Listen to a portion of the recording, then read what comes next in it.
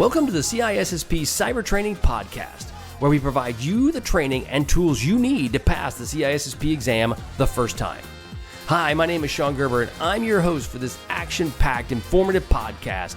Join me each week as I provide the information you need to pass the CISSP exam and grow your cybersecurity knowledge. All right, let's get started.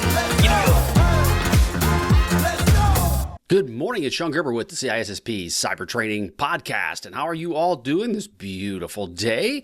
Today, as you can see in my background, if you're watching the video, I have changed locations. I am currently in my new office as I have just changed my jobs from being a CISO of a large multinational to now being a consultant. So a new twist in my life and a new change is it's awesome. Very different than what I did before. And I will say it's also a little bit just unnerving in some respects, but it's good. It's what needed to occur and where I'm at in this phase of my career. So pretty excited about that. This was obviously a choice on my own, so just to get out there on my own and start my own business. And it's been very interesting to this point. So interesting in a good way and interesting in a little bit terrifying way, but it's all good nonetheless. So today we're going to be talking about Domain 4.1.3. We're going to be getting into various secure communication protocols as it relates to the CISSP.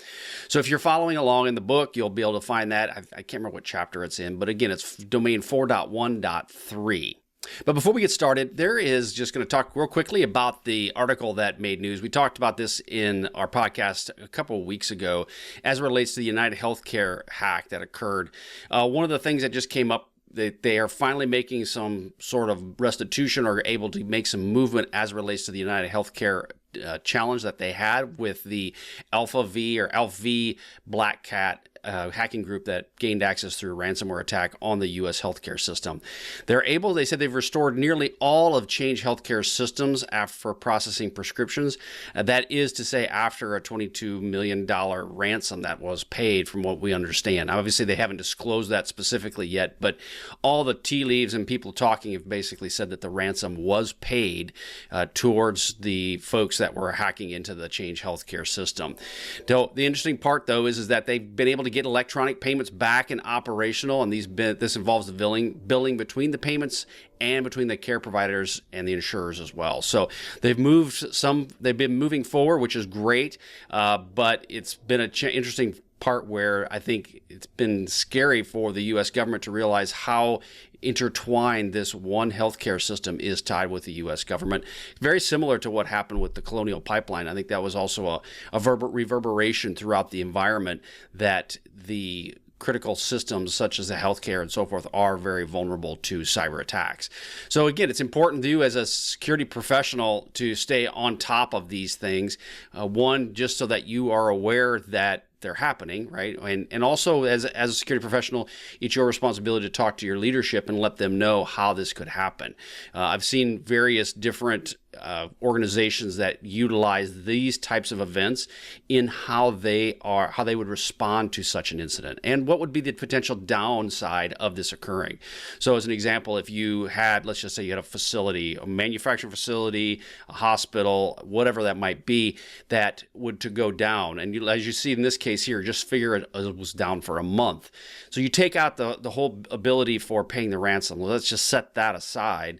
But if you were to go and say, okay, if my system was down for a month, what would that potentially cost me in revenue, employee opportunity costs for employees? What would that cost from a standpoint of just ensuring that I have all my licenses correct? There's a whole litany of areas that could really dramatically affect what this would cost. One thing to not get too hung up on, though, is getting into making it so precise. Precision is the enemy of being complete. And so sometimes you want to be directionally correct, but you don't necessarily need to be precise to the point where you're talking about maybe $1 million here or $1 million there. Now, I understand it's a lot of money, but in a grand scheme of things, you could real quickly, if you're just talking, let's say, I'm just guessing, throwing something, let's say a pharmacist, and you say one pharmacy goes down, and that pharmacy generates X in revenue every month. Well, and your costs are Y every month. Well, if you just go that your expenses are this and your revenue is this, and you can then extrapolate that you would lose, let's say, I don't know, $100,000 in revenue in 1 month. Obviously, you'd want more than that, but let's just say it's $100,000 in 1 month. If that's the case, then you extrapolate that out to be maybe 10, 15, 20 different pharmacies that you may have. So now you're saying $1 million that would cost you to be down for a month. And that doesn't include what they would cost for the ransom and so forth. So those are ways you can kind of peel back that onion and quickly come together with some cost to the senior leaders that won't be precise, but it will be directionally correct. And then you can highlight to them, is it worth spending the time to ensure that you have backup and recovery systems in place, or is it not? It may not, maybe it won't be. Maybe you're fine with letting it get totally just blown away and start all over. But those are things that you're going to have to work through with your senior leaders as you're trying to come up with a plan around this. So therefore, it is really important as a security professional that you understand these attacks, you understand how they did it, and then also what systems were affected, because then you, as the professional, can come forward with what you feel you could do to best protect your organization, because that's what they're paying you to do. That's the expectation. Okay, so let's go ahead and get started in today's training. Okay, so again, like we talked about, this is 4.1.3, and then we're talking various secure communication protocols. So when we're talking about protocols, there's various protocols that are there. You've got IPsec, you've got Kerberos, you've got SSH, you've got Signal Protocol, and so forth. And we're going to kind of go over each of those a little bit in depth and just kind of talk to you about why are they important, what are the pros and cons for each of these protocols, so that you can understand that when they're asking you this question on the CISSP. Because they're going to ask you, what is an IPsec tunnel? And you may not know what that is because maybe you just didn't deal with it in your current career. So therefore, you're like, I have no idea. The ultimate goal is to give you just a brief understanding of what these protocols do and why they'd be important for the CISSP. IPsec uses authentication through what they call a key exchange, or an internet key exchange, IKE. This protocol is used to establish the authenticated communication between the two parties by exchanging keys that the two pairs or the two peers are connected to. Now, there's different types of IPsec tunnels that you may have. You have a site-to-site VPN, which actually gives between two offices. You may have one location here, another location here, and it will connect the two specifically, utilizing what they call an IPsec tunnel. And this will form a single, secure, wide area network between the two. You also have what can occur through IPsec is a VPN, which you've probably dealt with depending on where you're at in your remote activities. Is a good example is an employee working from home can use an IPsec VPN to connect into the company's internal resources. Again, same kind of point. It allows a connection between two parties and allows that activity to be encrypted. Therefore, if it's encrypted, you can't see into it, and you would have to decrypt it or have to get yourself wedged in the middle somehow as part of the key structure to be able to ensure that you could actually see the data that's being sent. Now, so let's get into some of the pros that are behind this. Again, one of the aspects around a IPsec tunnel, an IPsec protocol, is the fact that it is supported by many vendors and many devices, which makes it really interoperable when you're dealing with various platforms. And that's awesome, especially if you're trying to connect with something secure. It works. I've done it a couple times, or a few times myself, but the main thing is, an architect, I talk about how we would connect those tunnels together to ensure that you'd have one connection between them and you would protect the data between those two nodes. It does operate the network layer, which means it can secure basically any type of traffic regardless of the application or the transport protocol that's being used. So it's at the network layer. It's used by many vendors. Okay, now some of the cons that come with this. It can be complex and difficult to configure. It's not a real simple solution where it's just you hit an easy button and you're in business. Especially if you're dealing with multiple gateways, dynamic IP addresses, firewalls, and so forth, it gets very point to point, and it can be a bit challenging. So that being said, it's one of those where it has its uses, but from a networking standpoint and configuring it with inside your network, it may not be the best choice because it can be hard to configure.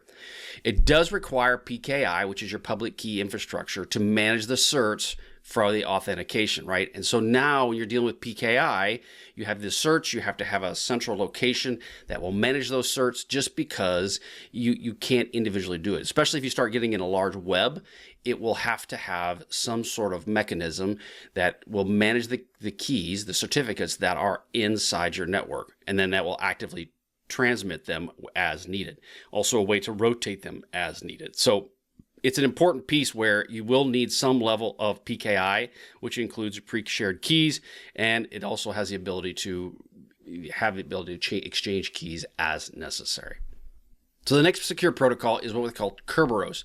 Now with Kerberos, there are three main components of it. You have an authentication service, a ticketing granting service, and then you have a service server, which, okay, so as we walk through this, we'll just kind of go over each component as it relates. So the authentication service validates the user's credentials and issues a ticket granting ticket, okay, if the credentials are valid. Now this ticketing granting service uses that ticketing granting ticket, TGT, to issue service tickets that allow access to the networks themselves. And then the service server accepts the service tickets and the users, and it provides the access required, specifically set up. Now, what are some of the examples that you can deal with? Well, you have just a couple key ones. You've got Active Directory authentication, and you have single sign-on. So Active Directory authentication, this is where it's used obviously in the Windows Active Directory environment, and it's used to authenticate users.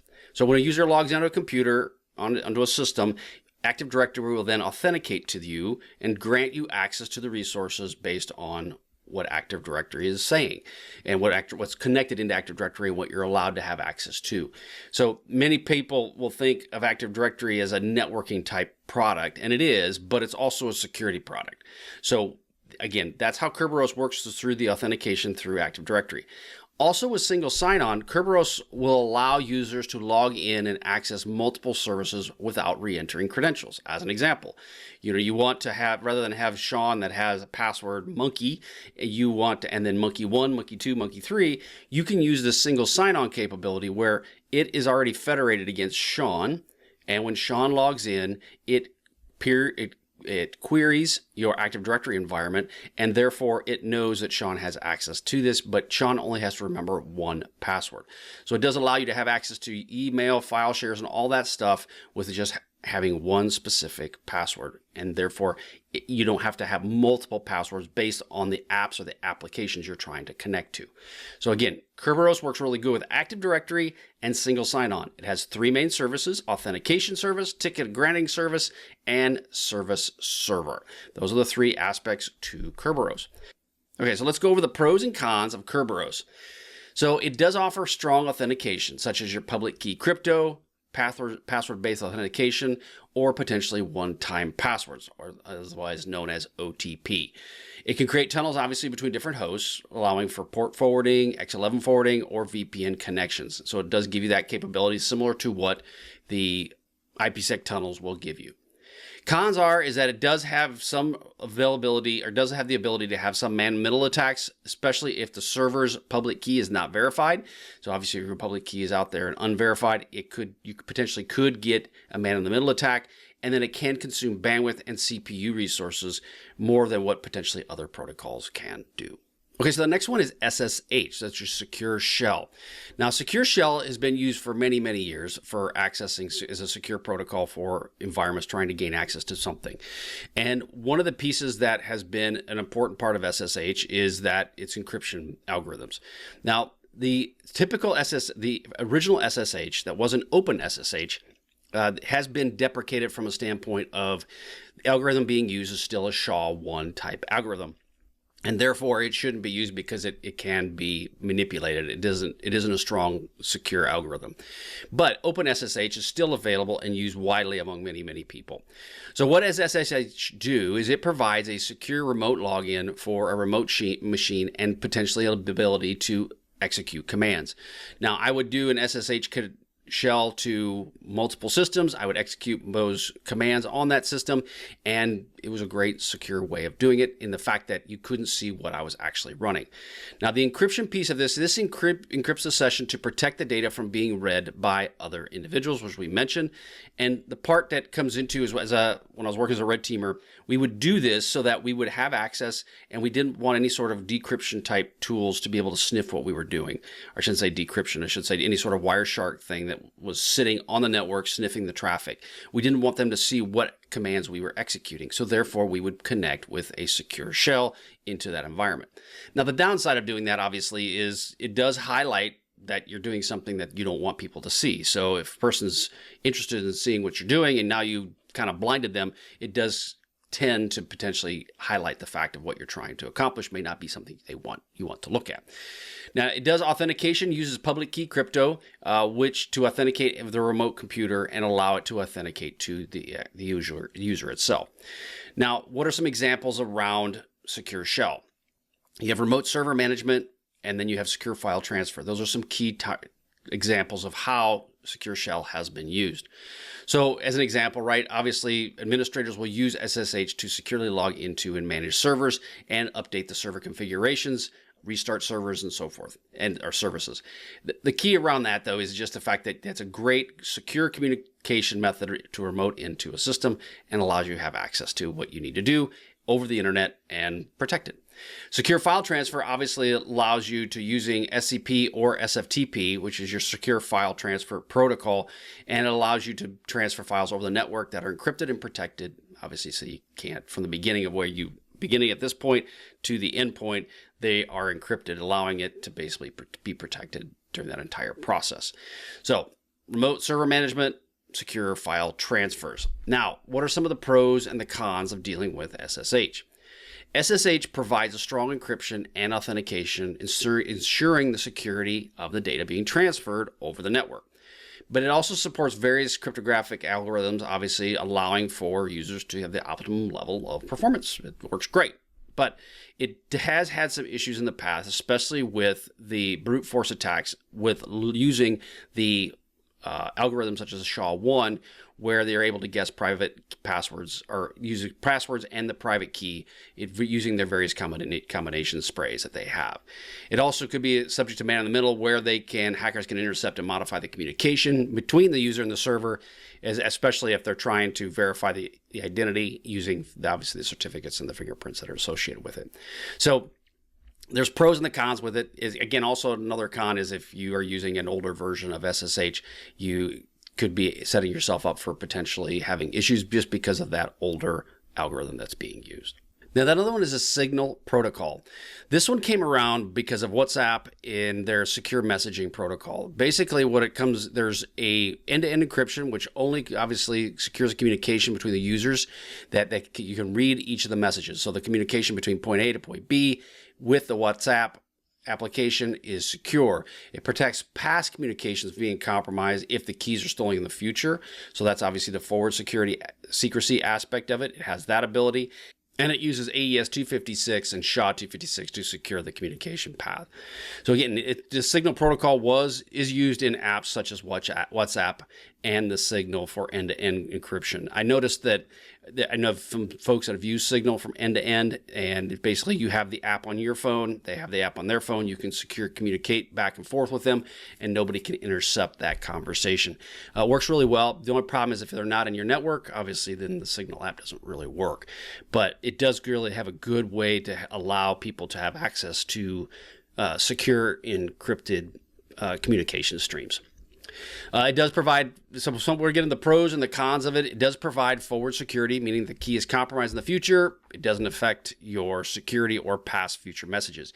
That's one of the things they're seeing more and more of, is this forward security or secrecy, just because of the fact that we know so much data is being stolen, and therefore all that people need at this point is getting the keys and they can have access to it. It does provide end-to-end encryption, meaning that only the sender and the receiver can decrypt the messages. It's that signals, point A to point B. But because of that, your network can be limited. It is limited to only the people that have the compatible devices and the apps loaded on their systems. It also may be subject to legal or political pressure, depending on which governments may allow it or not allow it, especially if you're dealing with governments maybe in Asia or say China or Russia. They may not want that. They may want you to be able to see those communication streams. So therefore, if they won't allow that app within their country. So something to consider as you're looking to deploy that within your organization.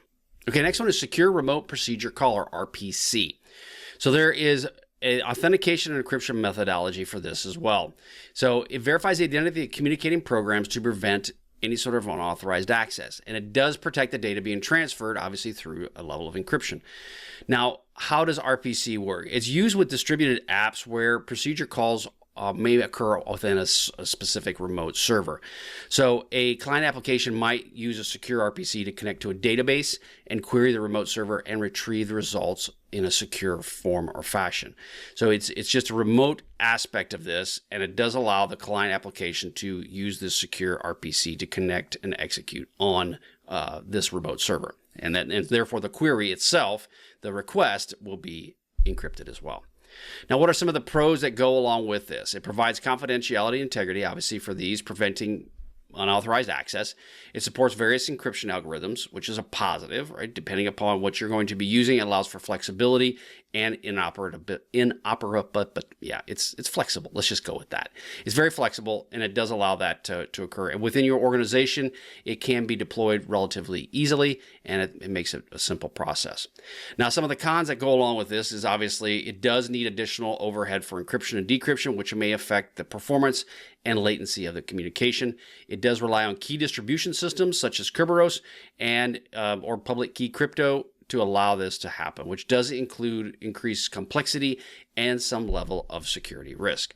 So it's one of those that I've seen it used within organizations, not on a high end, not a lot, but it is used depending upon our database administrators use RPC quite a bit, but it's more of a niche type of use. It's not something that's a broad brush kind of secure protocol that's being used.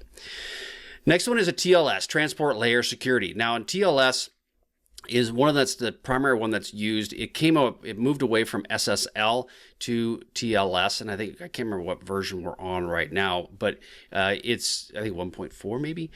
The other versions have been deprecated just due to the fact of obviously time, and as new TLS versions come out, they will increase obviously the version of that as it goes on.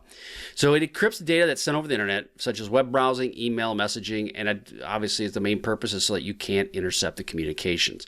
It uses certificates to authenticate to the communicating parties, and that way the files or any of the files haven't been altered during the transmission. So what I talked about, what are some of the main use cases around it? Web browsing is the most commonly used, and it's a secure form of HTTP. It allows for secure HTTP connections to occur.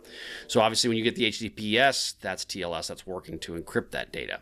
Email encryption, TLS, is used to secure email communications. I've seen it in some cases. I haven't seen a lot of it, but it can do that between your email clients and the email server. It protects the contents, obviously, of the emails that are going through.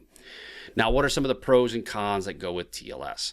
It does provide for strong encryption of the data in transit, and it does prevent unauthorized access or modification by individuals. The cons is it adds a lot of computational overhead, again, for the encrypting and decrypting of the data. And you're going to see this pretty much with any encryption you're going to deal with. Is it works really well if you've got a pretty solid system in place, but if you don't, it will cause you some churn and it will cause you some issues.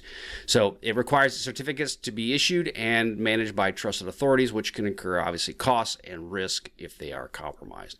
So the ultimate goal is you want to utilize TLS as much as you possibly can with your environment. It is relatively turnkey. It works really, really well, and it's one of the standard protocols that are being used for secure encryption. Okay, another protocol that you'll see in VPNs is what they call L2TP, Layer 2 Tunneling Protocol.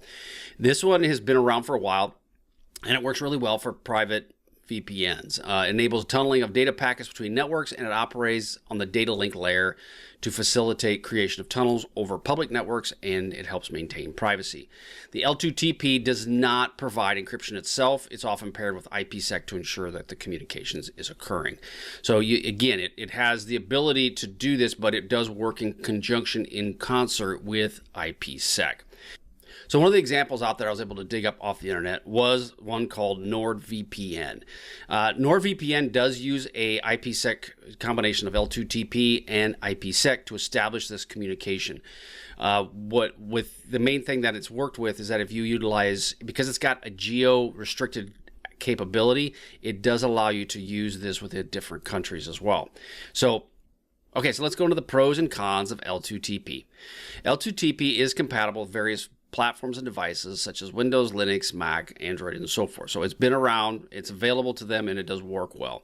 It can provide strong encryption and authentication when they're combined with other protocols such as IPsec. So it does. It's a very good product when it works in conjunction with that. It can be slower than other VPN protocols due to the double encapsulation that's occurring with it between IPsec and the L2TP itself. And it can be blocked or throttled by firewalls if they detect that it has a signature. So what I really mean by that is just that they're depending on the protocol that's being used. If the firewall doesn't want L2TP to be used, they could block it at the specific firewall, which would then throttle or limit your capability with utilizing that specific protocol. So you're going to have to look at what works best for your organization. Also get with your network folks, because one of the pieces that will come into is they're going to have to help you enable some of this. So if you have network individuals within your organization, maybe find out what are the things they utilize right now as their key encryption protocol or secure communication protocol, and then get with them to see which one it is, and then if you feel that the deployment of it is sufficient for your needs. You may want to recommend something different to them, and if that's the case, then maybe they'll be interested in opening up and make some changes. Now, one that I hadn't been aware of, and I didn't see it in the CISSP book, was SRTP transport protocol. So it's a secure real-time transport protocol. And because I was looking up there, what are some other ones out there besides the standards, your L2TP, your VPN connections, so on and so forth.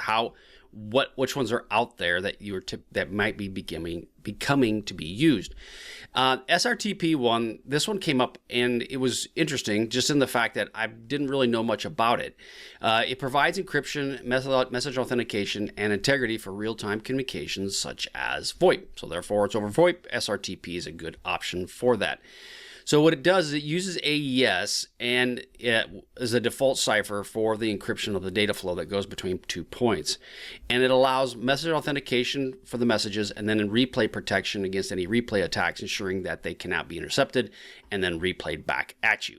Now, one example of this is ZRTP, which I hadn't heard of before either, and we'll kind of quickly go into that one as well. But it's a protocol that negotiates the encryption keys for SRTP using Diffie-Hellman key exchange. Now, ZRTP does not rely on a third party or a certificate authority, but uses short authentication strings. So typically you'd have a CA that you would utilize as your trusted party for your certificate. It uses what they call a short authentication string to confirm the identity of the parties. Now this authentication string can be verified by voice or by other means such as a QR code. So it's that, can you verify the QR code? You click on it. Yes, this is me. That's one of the ZRTP allows that encryption to occur. And this can occur over voice or video calls on IP networks. I hadn't really even thought of what that was. So that's something that was interesting and new. SRTP prevents obviously eavesdropping and from audio and video streams. So that's positive, right? So you have an encryption feed. One of the big issues that ran into VoIP is the fact that there was no good way to encrypt this. SRTP does obviously have the good protection from voice and video, and it's using encryption authentication algorithms to do so. Now, what are some of the negatives? Well, it does add a latency into the communication, and it may not be compatible with some legacy devices or protocols. And it does increase the cost and complexity of these systems, adding delays and bandwidth consumption. So on old systems, it may not work very well. Something to think about if you're looking to use SRTP. Lastly, we're going to real quickly talk about ZRTP, which is the Zimmerman Real-Time Transport Protocol. This obviously works in conjunction with the SRTP, and its ZRTP they work together. As we mentioned, it works on the public key infrastructure, and it is tied into VoIP type communications. The ultimate goal, again, is it deals with the SAS match. All right, ZRTP. So as we mentioned, ZRTP works in conjunction with SRTP, but it also works with Signal, which is what the WhatsApp communication protocol is. It's a key protocol that negotiates for encryption between two endpoints, obviously in a VoIP call, and it uses the Diffie-Hellman key exchange and independent of the signaling protocol that's specifically used. So it's paired up with the Signal protocol. It does not rely on PKI. Instead, it generates the ephemeral keys, which are used to protect against man-in-the-middle attacks. So let's just use today's example as Signal. Now, Signal obviously is a secure messaging app, and it utilizes this for voice and video calls. It can verify the identity of the contacts by comparing the short authentication strings displayed on their devices during the call. So, are you who you say you are? If they match, this means the keys have been exchanged securely between the two and there's no man in the middle. Signal will allow the view and verify the public key fingerprints of their contacts, which then are derived from the ZRTP's master key. It does provide end-to-end encryption, right? So from a pro standpoint, it gives you great protection against that type of communication, and it does not require any prior setup. It automatically negotiates the keys for you, so it makes it simple. And hence, that's why one of the things that they wanted to have happen with WhatsApp is it wants to be simple and to the point. It requires support from both ends of the VoIP application. So again, like Signal, you got to have connection on both ends for this to occur, which may not be totally compatible with all types of other protocols that are out there. And you may have to introduce some latency in this due to the additional cryptographic operations that are in place. So again, something to kind of consider as you're looking at the various protocols. Again, that is ZRTP and SRTP. So Zimmerman Real-Time Transport Protocol and Secure Real-Time Transport Protocol. Okay, that is all I've got for today. Hope you all enjoy this. Head on over to CISSPcybertraining.com. I've got some great CISSP training out there, a lot of free content, more and more free content that's coming and available to you. You can go check out my web blog, and all of these videos are out there available to you. You can also go to YouTube and see them as well, along with some of the show notes will be available as well. If you need your CISSP training, I am here to help you with that. I definitely can help you get what you need to pass the CISSP exam, guaranteed. No question about it. You can pass the CISSP. You go through my program, you will pass the test. It's just you have to put in the work to do it, and CISSP Cyber Training is here for you to help you with that. Go check it out. Again, if you have some free CISSP questions, you can get those as well at CISSP Cyber Training, or go to freeCISSPquestions.com and get access to those questions as well. Have a wonderful, wonderful day, and we will catch you on the flip side. See ya.